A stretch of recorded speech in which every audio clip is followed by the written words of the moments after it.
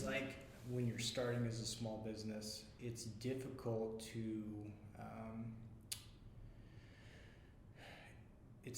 to say, okay, here's my target market, because when you're starting from scratch or starting with very little, your target audience is everybody. I mean, you want to get everybody in that you can, or get as many customers as you can.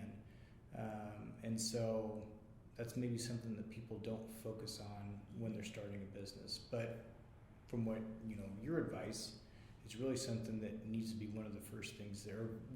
It needs to be part of your plan before you open, to know. Obviously, you want to bring in as many clients as you can, but there needs to be a niche or a certain market that you go after. Yeah, absolutely.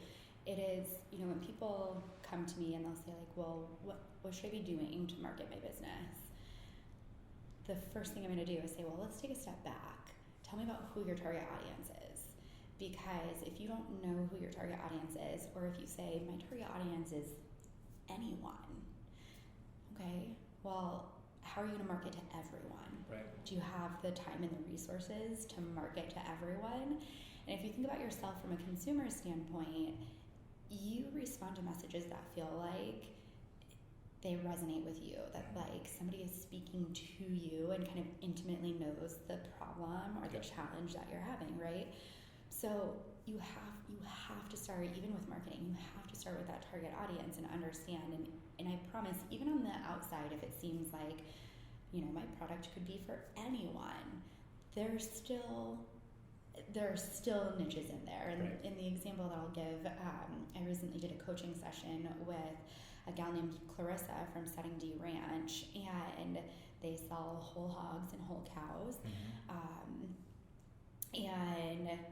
So on the outside, food seems like it's for everyone. Right. Yeah.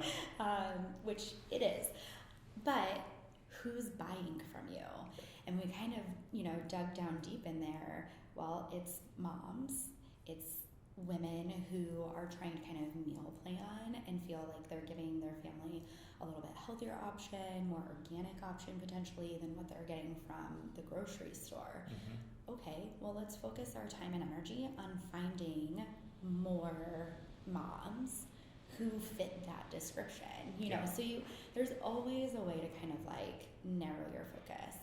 And it's really important to have that focus, because that's going to give you the clarity that you need in order to make informed decisions, both in your marketing but also in your business, right? Sure. Because that'll influence in your purchase decisions. Sure. It'll influence partnerships. All these things that you do as a business should be driven by your target audience, because you want to connect with them. Sure. It's just impossible to be all things to all people. Yeah. You have to pick a priority. Right. Absolutely. Yeah. And I think that can be comforting too. I talk to business owners that, they want to be better at marketing, and they're looking at it from the social media side, and maybe they beat themselves up because they're not doing it on a consistent basis, or they don't think they're doing enough or whatever. So I think that, it's comforting to hear, hey, maybe social media isn't something that you should be doing. Maybe it is an email list. Maybe it's, doing a blog post to share your knowledge, or doing something different than just social media. That may not be where you need to go. It might be, and it might be on a smaller scale. Maybe once you figure out that market that you're going after, that's where you can kind of target your social media, but it doesn't have to be as broad as what you're trying to make it. So yeah, absolutely.